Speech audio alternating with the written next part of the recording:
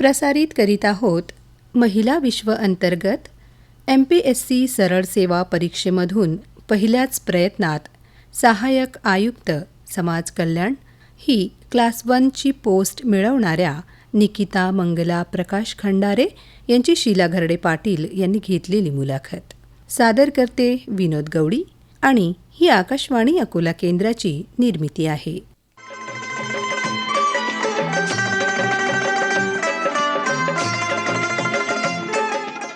मैत्रिणींनो, आज आम्ही आपल्या भेटीसाठी आणलं आहे आपल्या खास मैत्रिणीला, ज्यांचं नाव आहे निकिता मंगला प्रकाश खंडारे.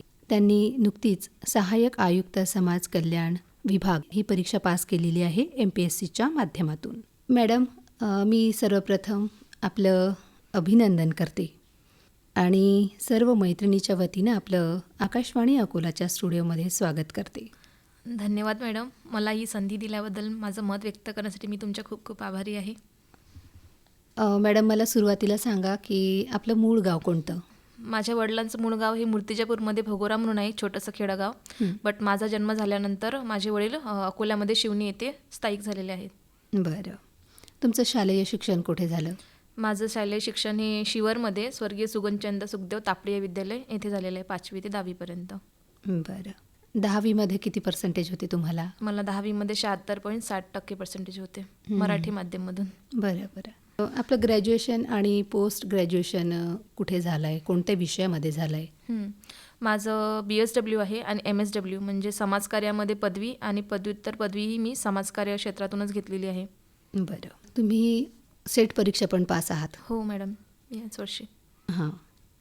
सेट परीक्षा पास असल्यानंतरही तुम्हाला स्पर्धा परीक्षेकडे वळावं असं कसं वाटलं? आधी माझा निर्णय हा स्पर्धा परीक्षेचा होता आणि अभ्यास करताना मग मला असं वाटलं ऑप्शन B असावं आपल्याकडे, म्हणून मी सेट आणि नेट देण्याचा विचार घेतलेला आहे. त्यामुळे सेट पहिल्याच प्रयत्नात पासआउट आहे आणि नेटचा फॉर्म रिसेंटली भरलेला आहे, जो डिसेंबर-जानेवारीमध्ये आहे. तुम्ही MSW करत असताना तुम्हाला एक डेझर्टेशन करावं लागत असतं. हो. तर त्याच्यासाठी कुठला सब्जेक्ट आहे तुमचा? आम्हाला स्पेशल होतं कम्युनिटी डेव्हलपमेंट म्हणून. सामुदायिक विकासामध्ये आम्हाला स्पेशलायझेशन करावं लागतं, त्याच्यामध्ये आहे. BSW आणि MSW करत असताना तेव्हाच तुम्ही ठरवलं होतं का की मला MPSC करायची किंवा स्पर्धा परीक्षेकडे वळावं, असं तेव्हाच तुम्हाला वाटलं होतं का? खरं सांगायचं मॅडम तर वास्तविकता ही आहे, जेव्हा मी 10वीमध्ये असतानाच माझ्या वडिलांनी ते मला स्वप्न दाखवलेलं होतं की बेटा तुला स्पर्धात्मक परीक्षा द्यायची आहे आणि माझी अशी इच्छा आहे की तू जिल्हाधिकारी व्हाव. तेव्हा तर मला काही कळतही नव्हतं. बट जेव्हा 12वी झाली आणि 12वीनंतरही माझ्या डोक्यात असं काही नव्हतं, कारण 12वी माझी सायन्समधून झालेली आहे. मी BSCला फर्स्ट इयर ॲडमिशन घेतलेली आहे, पण तिथं कारण की क्षेत्र वेगळं आहे, स्वप्न वेगळं आहे, त्यामुळे मग मी स्किप केलेलं आहे फर्स्ट इयर BSCला.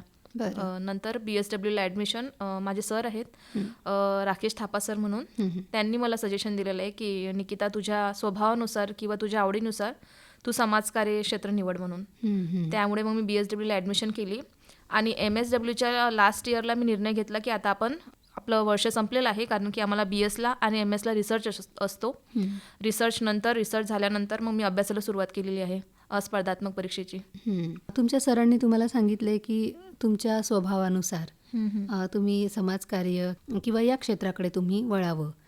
तर नेमकं तुम्ही काय करत होतात की त्यांना असं वाटलं की तुम्ही समाजकार्य चांगल्या पद्धतीने करू शकता?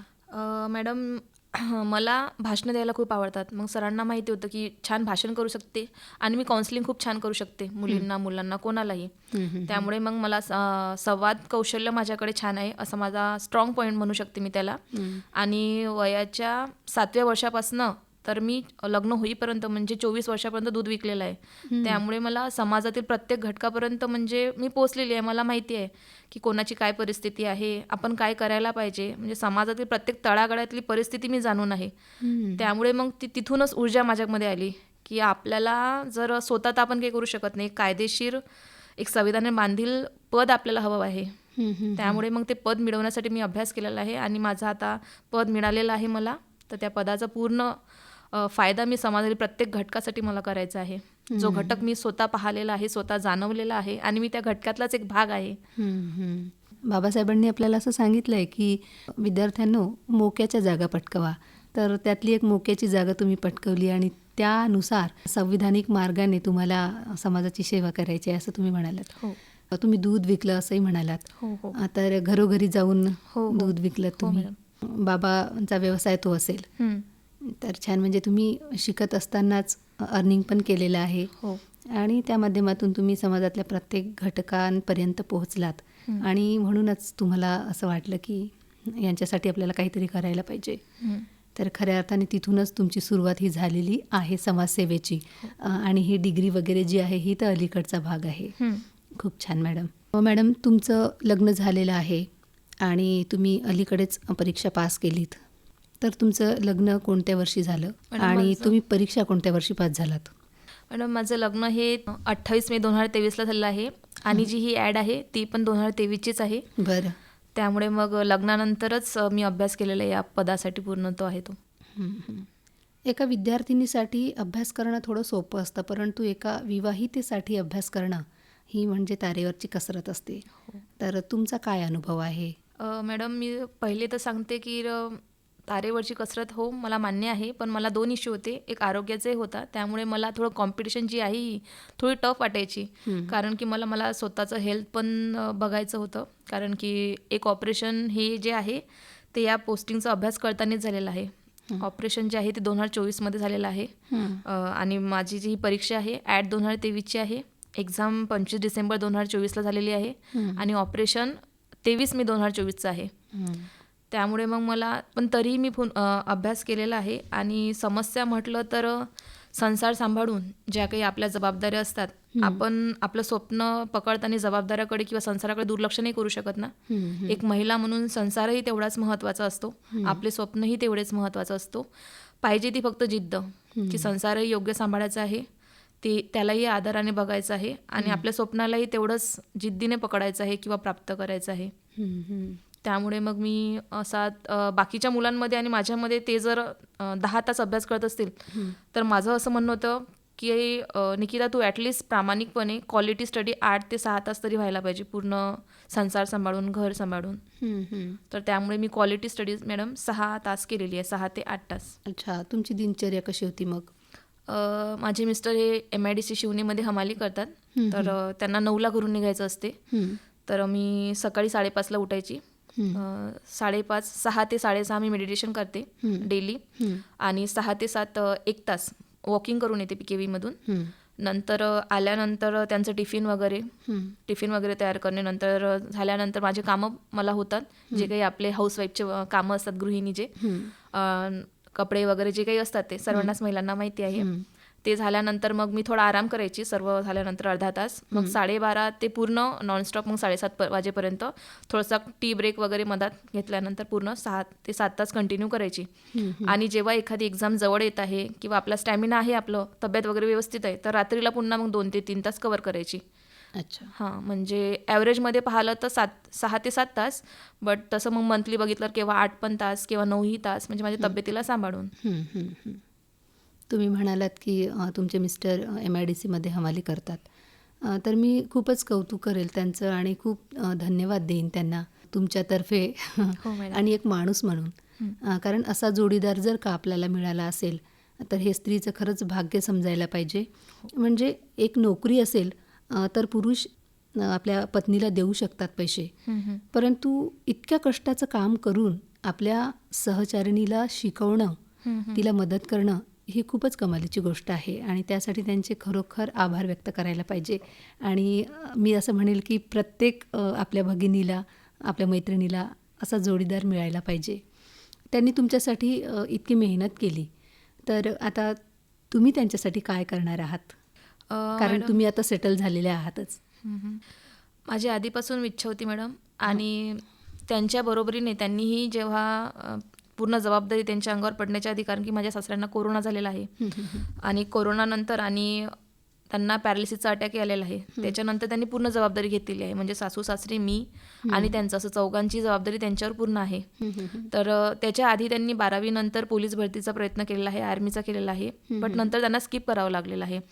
आणि जेव्हा मी अभ्यासाला बसायची, मला काही मॅथचे प्रॉब्लेम्स, म्हणजे काही प्रॉब्लेम यायचे, तेव्हा ते मला लगेच सॉल्व्ह करायचे. तेव्हा मी ओळखलं की आपल्यापेक्षा अभ्यास तर यांचा छान आहे मॅथमध्ये.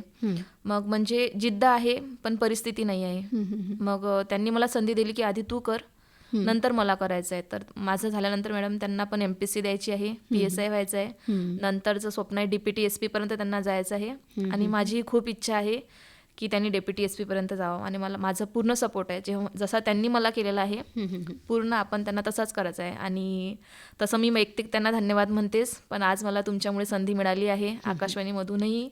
पूर्ण अकोलेकरांसमोर मी त्यांना खूप मनापासून धन्यवाद करते. फक्त अकोलेकरच नाही, अकोला जिल्हा आणि जगभरामध्ये हा कार्यक्रम आपला ऐकला जाऊ शकतो. यूट्यूबच्या माध्यमातून ऑनलाईन प्रसारण आपल्याला कुठेही ऐकता येतं. त्याच्यामुळे जगात कोणीही हा कार्यक्रम ऐकला ना तरी तुम्हा दोघांचंही कौतुक करतील. आणि असा पती मिळणं खरंच आजच्या मुलीची गरज आहे. कारण मुलीमध्ये प्रचंड ऊर्जा आहे आणि तिची ऊर्जा बाहेर काढण्यासाठी किंवा ती धगधगती ठेवण्यासाठी पतीचं सहकार्य हे खूप गरजेचं असतं.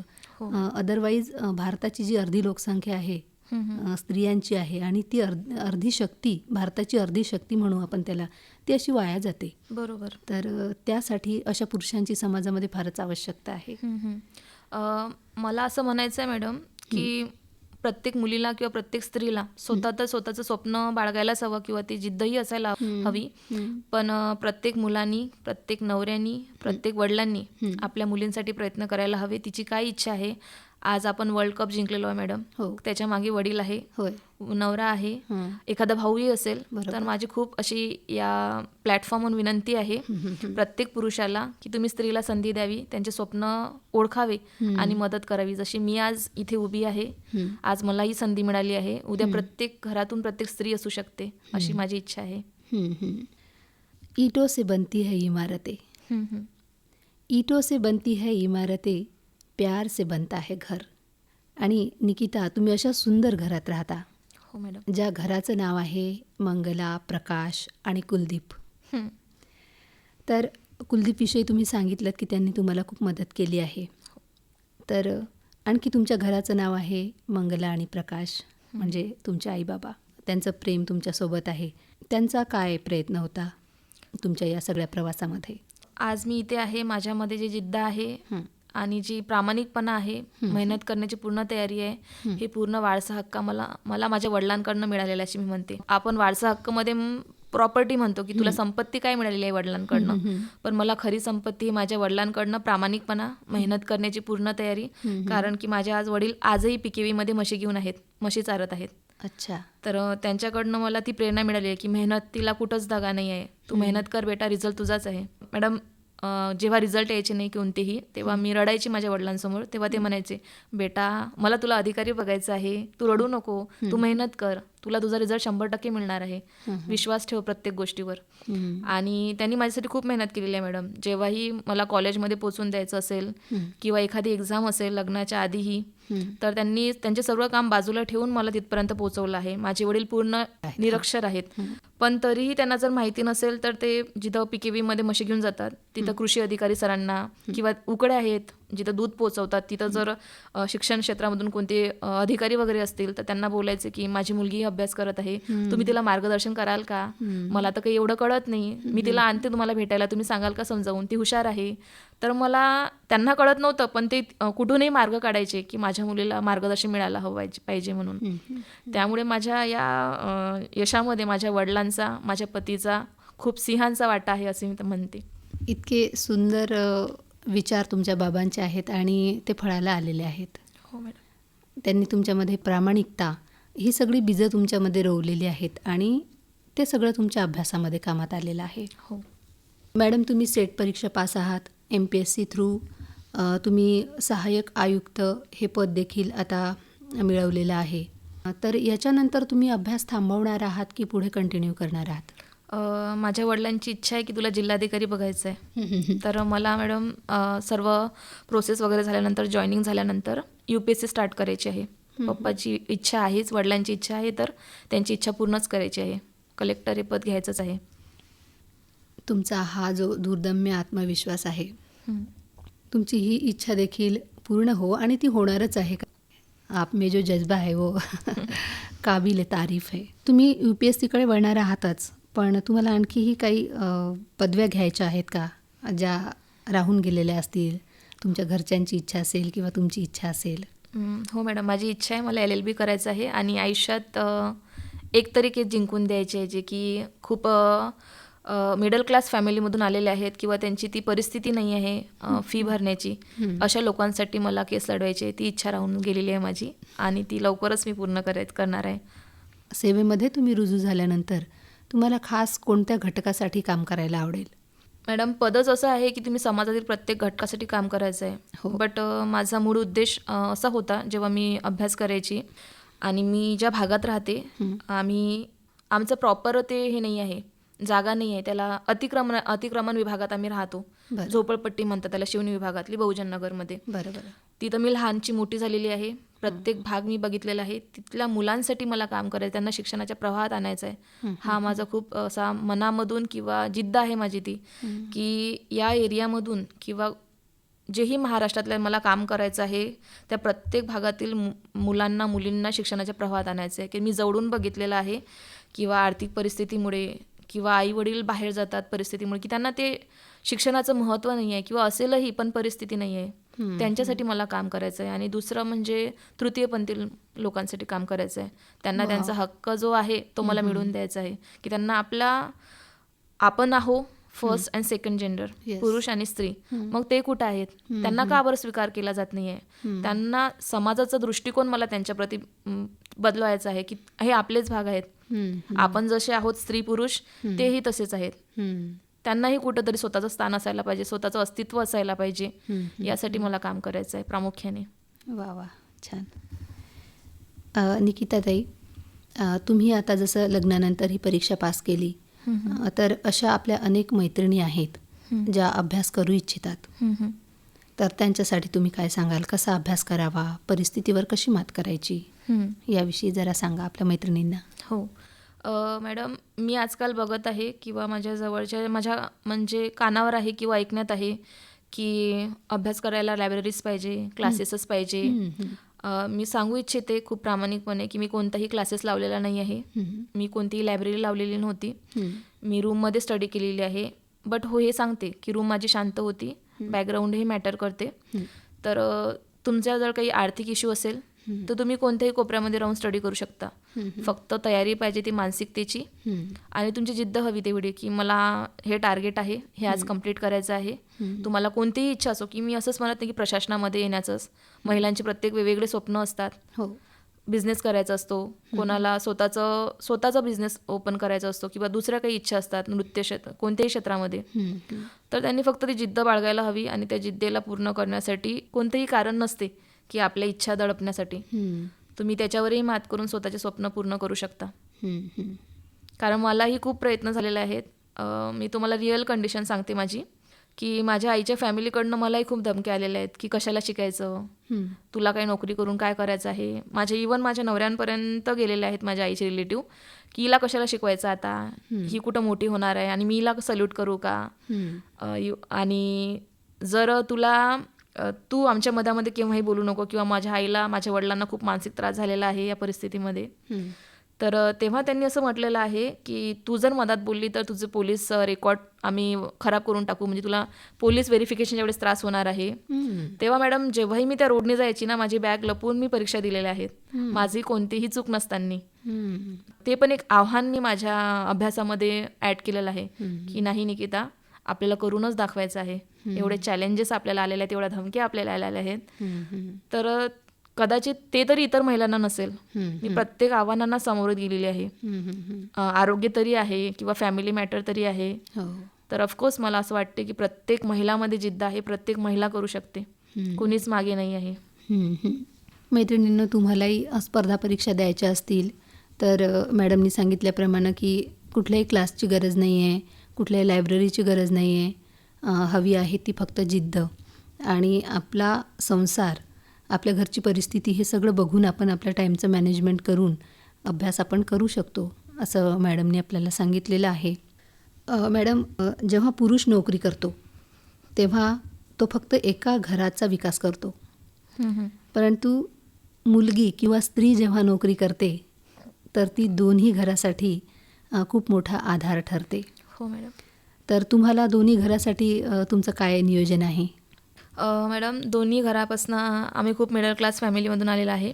आईकडची फॅमिली तशी आर्थिक परिस्थिती इश्यूच आहे आणि सासऱ्याकडनं पण. तर मला या दोन्ही घराचा उद्धार करायचा आहे. समाजाची सुरुवात परिवारापासून होते असे म्हणतात. तर यांचा उद्धार करता करता स्वतःचा तर ॲटोमॅटिक होऊनच जाणार आहे. तर सासऱ्याकडचाही पूर्ण उद्धार मला करायचा आहे आणि आई वडिलांकडचा पण. सासरकडे आणि माहेरकडे अशा माहेरकडे. दोन्ही ठिकाणी तुम्हाला मदत करायची आहे. करायची आहे. आणि माझा उद्देश होता मॅडम की मुलानेच का बरं आईवडिलांना सांभाळायचं, म्हणजे मुलींनी का बरं नाही सांभाळायचं. बरोबर. ते पण एक जिद्द होती की नाही मला माझ्या आईवडिलांचा सांभाळ करायचा आहे शेवटपर्यंत. त्यांनी जे मला इथपर्यंत शिकवलेलं आहे, जेवढे उपकार माझ्यावर केलेले आहेत, धन्यवाद तर मी म्हणणार नाही आहे की धन्यवाद म्हणून म्हणजे आपण उपकारातून मुक्त होऊ. आणि एवढं शुल्लकही नाही आहे की आपण धन्यवाद म्हणू त्यांना आईवडिलांना. तर त्यांचाच पूर्ण सांभाळ शेवटपर्यंत मला करायचा आहे. त्यासाठी मला हे पद पाहिजे होतं. आणि समोरही मी UPSC पर्यंत मला जायचं आहे, ॲडव्होकेटही व्हायचं आहे. पूर्ण जिद्द आहे ते आईवडिलांकडनंच आलेली आहे की मला आईवडिलांचा सांभाळ करायचा आहे. सासरे तर राहतीलच, कारण की तेही माझी फॅमिलीच आहे, त्यांचं तर करायचंच आहे. बट समाजाच्या विरोधात, प्रवाहाच्या विरोधामध्ये जाऊन, कारण की 2 भाऊ आहेत मला. तर आईवडिलांनी तर विचार केला होता की आपले भाऊ म्हणजे मुलंच करतील, पण मी त्यांना सांगून ठेवलेलं आहे की मी आहे, मी तुमचा पूर्ण सांभाळ करणार आहे. खूपच सुंदर. म्हणजे मैत्रिणींनो बघा, मॅडमनी एक नवा विचार, खूप वेगळा विचार आहे हा, चौकटीच्या बाहेर जाणारा. म्हणजे आजही आपण ही मानसिकता ठेवलेली नाही आहे किंवा ह्या विचारांचे आपण नाही की मुलींनी आईवडिलांचा सांभाळ करायला पाहिजे. ज्या ठिकाणी फक्त मुली असतात त्या ठिकाणीच हा विचार होतो, ज्या ठिकाणी मुलं असतात त्या ठिकाणी हा विचार होत नाही. परंतु निकिताताईंना भाऊ असून देखील निकिताताई म्हणतात की मला आईवडिलांचा सांभाळ करायचा आहे आणि त्यासाठी मी हे पद मिळवलेलं आहे. खूपच चांगले हे विचार या ठिकाणी मॅडमनी मांडलेले आहेत. आणि फक्त मुलांनाच आईवडील जन्म देत नाही तर मुलींनाही जन्म देतात आणि त्यामुळे मुलांइतकीच मुलींची देखील जबाबदारी आहे त्यांच्या आईवडिलांचा सांभाळ करण्याची. काही प्रसंग तर असे असतात की मुलींची इच्छा असते आईवडिलांना काही देण्याची, बहीण भावांना काही देण्याची, परंतु ते देऊ शकत नाही. आणि त्यामुळे तुम्ही आज हा जो मुद्दा मांडला आहे हा खूपच महत्त्वाचा आहे. याचं कौतुक झालं पाहिजे. समाजाच्या सगळ्या स्तरापर्यंत हा विचार पोहोचला पाहिजे. खूप छान मॅडम. मॅडम, तुम्ही सहाय्यक आयुक्त या पदापर्यंत पोहोचलात. तर अशा कुठल्या गोष्टी आहेत की तुम्हाला त्या प्रेरित करतात? हे तुम्ही सांगितलेलं हे तर सगळं प्रेरणादायी आहेच, पण असं कुठलं साहित्य वगैरे आहे का की ज्याने तुम्ही प्रेरित झालात? मॅडम, माझं रीडिंग चांगलं आहे, वाचन नेहमी असते माझं. आणि तसं पाहिलं तर प्रेरित झाली मी ती माझ्या परिस्थितीमुळे. येस. आणि समाज, ज्या समाजात आपण निघालेलो आहे, आधी फक्त ऐकलेलंच होतं मॅडम शालेय लाईफमध्ये किंवा आयुष्यामध्ये की आपल्याला समाजाचं ऋण असते, समाजाची परतफेड करायची असते. तेव्हा ते एवढं ज्ञानही नव्हतं किंवा तेवढी समजही नव्हती काय समाज आहे, कोणतं ऋण असते. पण जेव्हा या समाजामध्ये वाढत गेली आणि आपण जे काही आज असतो ते आपल्या प्रत्येक प्रोसेसमध्ये किंवा आपल्या यशामध्ये समाजाचा वाटा असतोच. त्या समाजांनीच, कारण की मानव हा समाजशील प्राणी आहे. विदाऊट समाजाचा आपण घडू शकत नाही. जसे आई वडील महत्वाचे आहे तसा शेजारीही महत्वाचा आहे, तशी शाळाही महत्वाची आहे, कॉलेजही महत्वाचं आहे. या प्रत्येक घटकांनी मिळून आपण एक व्यक्तिमत्व आपलं तयार होत असते. मग मला कळायला लागलं की समाज काय असतो, समाजाचं ऋण काय द्यावं लागते आपल्याला. तर मग मला कळायला लागलं की ठीक आहे, आपण काहीतरी मोठं होणार आहोत. एक कायद्याने बांधलेलं किंवा असलेलं संविधानानुसार एक पद आहे, त्या पदाने आपण समाजाचं ऋण फेडणार आहोत. प्रायव्हेट सेक्टरमध्ये मी जाऊ शकली असती. MSW आहे पुणे विभागामध्ये किंवा इतर सिटीमध्ये खूप आहे याला स्कोप. पण मग मी जेवढं मला काम करायला मिळालं असतं इथे त्या प्रमाणामध्ये काम मी करू शकले नसते असं मला असं वाटते. त्यामुळे मग मी विचार केला की तर सर्व गोष्टी आपल्याला शासनाने आहेत, आपल्याला फक्त प्रामाणिकपणा करायचा आहे आणि प्रामाणिकपणे जेवढ्याही योजना आमच्या विभागामध्ये येतात त्या प्रत्येक गोरगरिबापर्यंत पोहोचवायच्या आहेत. योजना तर तयार आहेत, फक्त पोहोचवायच्या आहेत प्रत्येक, म्हणजे प्रामाणिकपणा पाहिजे या डिपार्टमेंटमध्ये. तर म्हटलं ठीक आहे, योग्य आहे, आपल्या प्रत्येक विचारानुसार स्वभावानुसार हे पद आणि योगायोगाने हे पदही मला मिळालं आहे. तर मी सर्वांना सांगू इच्छिते की प्रामाणिकपणेनुसार या पदाचा पूर्ण फायदा हा समाजासाठी होणार आहे. मला प्रत्येक विद्यार्थ्याला आणि प्रत्येक समाजातील प्रत्येक स्त्रीला प्रेरित करणारी जशी मला ही कविता प्रेरित झालेली आहे. आणि जेव्हाही मला डिमोटिवेट होते किंवा आपण हरलो का, आपण हरू शकतो का, ही भावना माझ्या मनामध्ये येते. डिप्रेशनमध्ये जाण्याचे असते तेव्हा ही कविता मला खूप प्रेरित करते आणि प्रत्येक स्त्रीला प्रेरित करणार आहे असे मला पूर्ण विश्वास आहे.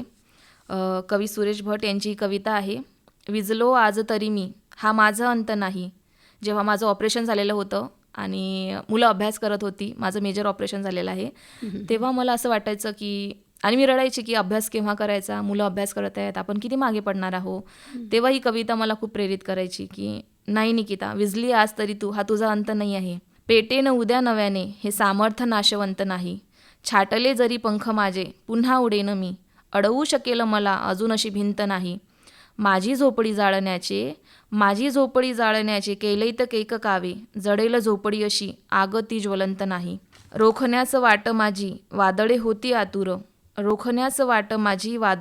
आतुर. डोळ्यात जरी गेली धूळ, थांबण्याचं उसंत नाही. येतील वादळे खेटेल तुफान, तरी वाट चालतो. अडथळ्यांना भिवून अडखळणे, पावलांना पसंत नाही. वाह वाह. धन्यवाद. मॅडम, आज आपण इथे आलात, आपल्या सगळ्या मैत्रिणींशी आपला जीवन प्रवास, आपली संघर्षाची गाथा इथे मांडलीत आणि आपल्या मैत्रिणींना नक्कीच प्रेरणा मिळेल असा सगळा हा आपला संवाद या ठिकाणी घडून आला. त्याबद्दल मी आपले मनापासून आभार व्यक्त करते. मॅडम, मी तुमचे खूप खूप आभार व्यक्त करते. माननीय विनोद गवळी सरांनी आणि तुम्ही शीला घरडे पाटील मॅडम यांनी मला इथे माझं मत व्यक्त करण्याची संधी दिलेली आहे. त्याबद्दल मी मनापासून खूप खूप आभारी आहे. नमस्कार.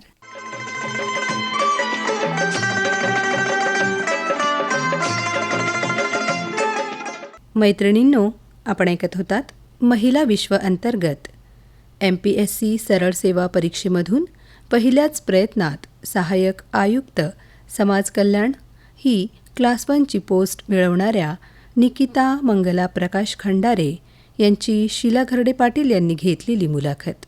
सादर करते होते विनोद गवळी आणि ही आकाशवाणी अकोला केंद्राची निर्मिती होती.